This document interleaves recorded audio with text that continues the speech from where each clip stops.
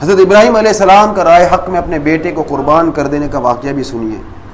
حضرت ابراہیم علیہ السلام کو خواب میں حکم ہوا کہ اپنا بیٹا اللہ عز و جل کی راہ میں قربان کرو۔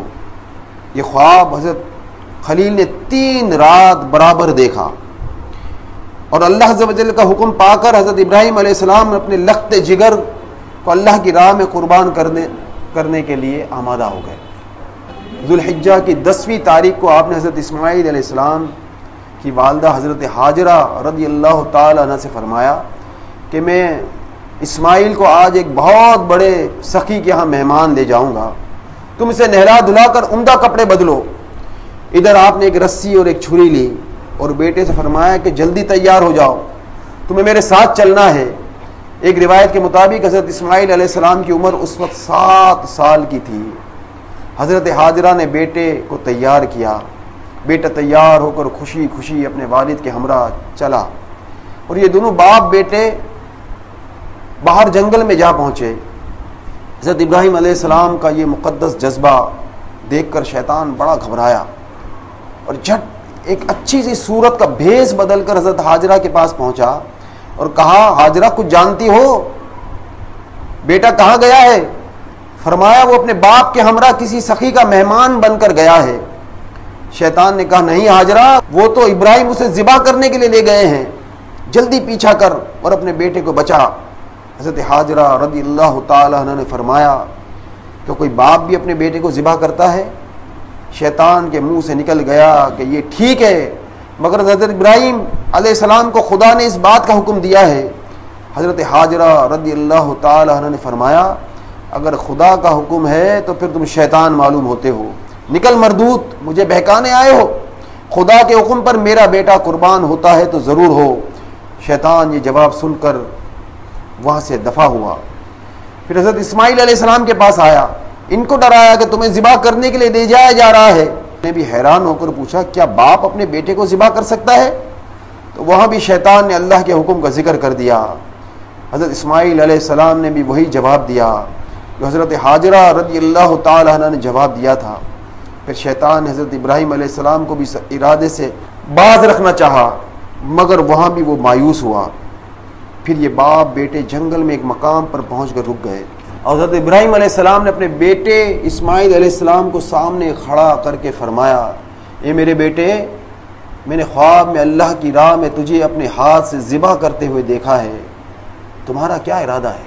میرے عزیز بھائیوں، ذرا آپ سوچیں، ہم بھی اولاد والے ہیں، ہماری اولاد سے ہم کتنی محبت کرتے ہیں، بیٹے کی محبت کے اندر ہم نہ جانے کیا کیا کرتے ہیں۔ ذرا اپنے بیٹے کی محبت کو سامنے رکھ کر اس منظر کو ذرا دیکھیں کہ ایک باپ اپنے بیٹے سے کہہ رہا ہے، یہ میرے بیٹے، میں نے خواب میں اللہ کی راہ میں تجھے اپنے ہاتھ میں ذبح کرتے ہوئے دیکھا ہے، تمہارا کیا ارادہ ہے؟ ذرا اپنے بیٹی کی محبت کو سامنے لا کر، ذرا اس سوچ کو لا کر، ذرا اس تصور کے اندر ذرا اس منظر کو دیکھنے کی کوشش کریں، اور دیکھیں کہ ایک باپ چھری ہاتھ میں لیے اپنے لاڈلے بیٹے اور اپنے پیارے کمسن بیٹے کو اللہ کی راہ میں ذبح کر ڈالنے کے لیے آمادہ اور تیار ہے۔ سامنے اس کا پیارا بیٹا ذبح ہونے کے لیے کھڑا ہے، باپ بغیر کسی پس و پیش کے بیٹے کے سامنے اپنا ارادہ ظاہر کر رہا ہے۔ اب آپ سوچتے ہوں گے کہ وہ کمسن بیٹا شاید ڈر گیا ہوگا کہ ابا جان مجھے ذبح نہ کرو، مجھے چھوڑ دو۔ نہیں نہیں، بلکہ یہ پیغمبر کا بیٹا تھا، یہ کوئی عام بیٹا نہیں تھا کہ وہ باپ کے سامنے فریاد کرتا کہ باپ، ابا جان مجھے چھوڑ دو، مجھے ذبح مت کرو، مجھے تکلیف ہوگی، مجھے مت باندھنا، مجھے ذبح مت کرو، مجھ پر چھری مت گھمانا۔ یہ نہیں کہا، وہ پیغمبر کا بیٹا تھا۔ جواب کیا جواب دیا ہے، بڑے اطمینان کے ساتھ اپنے ابا جان کو یہ جواب دیا، اے باپ، جس کام کا آپ کو حکم مل چکا وہ کام جلدی کیجئے، میری فکر نہ کیجئے، انشاءاللہ میں یہ امتحان میں صبر سے دوں گا۔ سبحان اللہ، کیا ہی امتحان آمیز جواب ہے، کیا ہی اطمینان آمیز جواب ہے، اور کیا ہی ایمان افروز ارشاد ہے۔ یہ ہے اسلام کہ اللہ کے حکم کے آگے باپ بیٹا علیہ السلام دونوں جھک گئے۔ چنانچہ حضرت ابراہیم علیہ السلام لیٹ گئے۔ حضرت ابراہیم علیہ السلام نے بیٹے کی گردن پر چھری رکھ دی۔ ملائکہ یعنی فرشتے نظارہ دیکھ کر ان دونوں کی اس قربانی پر قربان ہونے لگے، حتیٰ کہ باپ کے ہاتھ نے اللہ کی راہ میں بیٹے کی گردن پر چھری چلا دی، تو فوراً رحمت حق جوش میں آئی اور فرمائے ابراہیم بس تم نے اپنا خواب سچا کر دکھایا، تم الہی کی تعمیل کر چکے، چھری چل گئی۔ مگر حضرت ابراہیم علیہ السلام نے دیکھا کہ حضرت اسماعیل علیہ السلام الگ کھڑے مسکرا رہے ہیں اور ذبح ہونے والا ایک دمبا ہے جسے حضرت جبرائیل علیہ السلام جنت سے لا کر حضرت اسماعیل علیہ السلام کی جگہ پر لٹا دیا تھا اور حضرت اسماعیل علیہ السلام کو الگ کر لیا تھا۔ یہ سب کچھ تھوڑی دیر کے اندر ہو گیا۔ باپ بیٹا دونوں اس امتحان میں کامیاب ہوئے اور یہ سنت خلیلی قیامت تک کے لیے مسلمانوں کے لیے قائم ہو گئی، اور ہر صاحب استطاعت مسلمان پر ان دنوں جانور کی قربانی لازم ہو گئی۔ میرے بھائیو عزیز، حقیقت یہ ہے کہ عید قربان اسی ابراہیمی و اسماعیلی قربانی کی یادگار ہے۔ اس موقع پر کروڑوں جانور اللہ کے نام پر ذبح ہوتے ہیں اور اس طرح قربانی خلیل کی یاد تازہ کی جاتی ہے، اور مسلمانوں کو یہ درس ملتا ہے کہ وہ اللہ کے نام پر اپنا مال اور جان سب کچھ قربان کرنے پر آمادہ رہتے ہیں۔ انشاءاللہ یہ یاد قیامت تک تازہ کی جاتی رہے گی۔ میرے عزیز بھائیوں، حقیقت ہے وَتَرَكْنَا عَلَيْهِ فِي الْآخِرِينَ کا یہی مطلب ہے، لیکن آج کہنے والے نہ جانے کیا کیا کہہ جاتے ہیں۔ الحاد کی زبان اس کے خلاف عجیب و غریب عجیب باتیں سننے میں آنے لگتی ہے۔ قرآن مجید کا صاف حکم ہے فَصَلِّ لِرَبِّكَ وَانْحَرْ، یعنی اپنے رب کے لیے نماز پڑھ اور قربانی کر۔ حضور علیہ السلام نے فرمایا کہ یوم النحر یعنی قربانی کے دن بنی آدم کا کوئی عمل اللہ عز و جل کے نزدیک قربانی سے زیادہ پیارا نہیں۔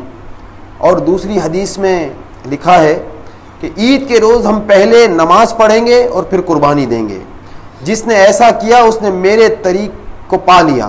اسی طرح اور بھی احادیث میں قربانی کے متعلق ارشادات موجود ہیں، مگر منکر جو لوگ ہیں، الحاد قسم کے لوگ ہیں، وہ کہتے ہیں قربانی ہر سال جب قربانی کی جاتی ہے تو اس میں لاکھوں روپیہ برباد ہو جاتا ہے معاذ اللہ، حالانکہ یہی روپیہ قومی کاموں میں صرف ہونا چاہیے۔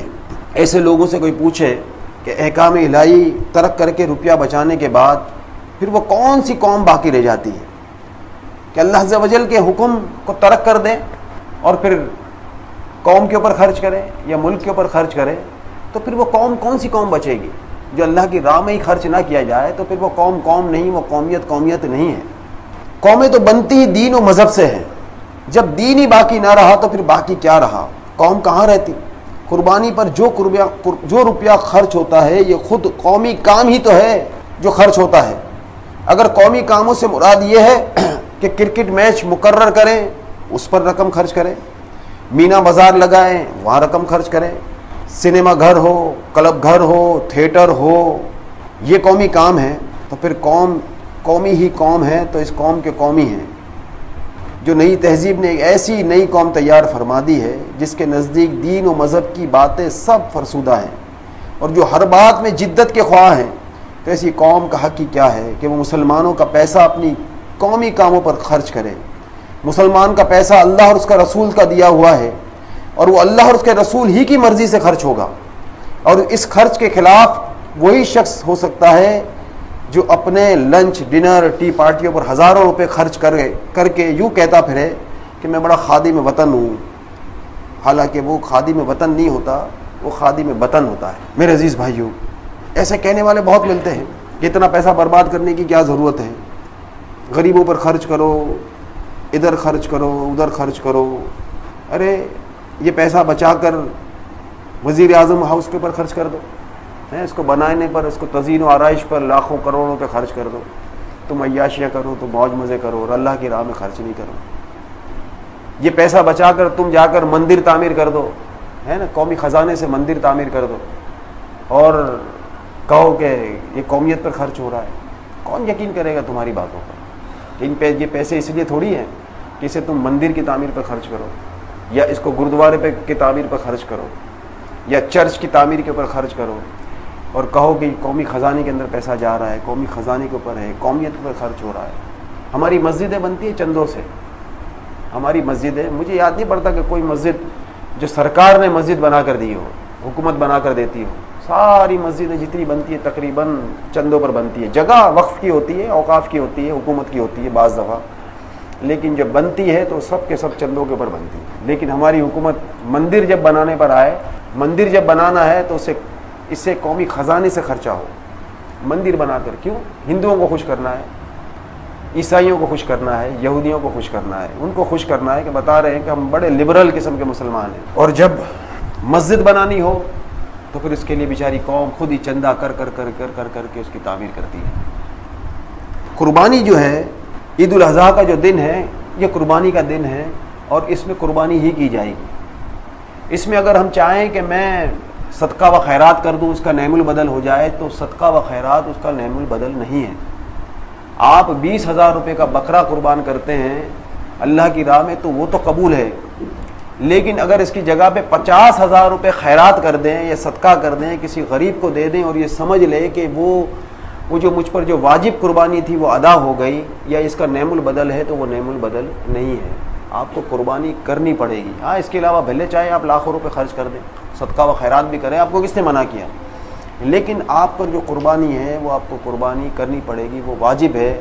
اگر آپ صاحب استطاعت ہیں اور قربانی آپ پر واجب ہوتی ہے تو قربانی کرنی پڑے گی. اس کا کوئی نعم البدل نہیں ہے کہ کوئی شخص سمجھے کہ میں خیرات دے دوں یا قومی خزانے میں پیسہ دے دوں، میں غریبوں کی مدد کر دوں، تو اس کا کوئی نعم البدل نہیں ہے.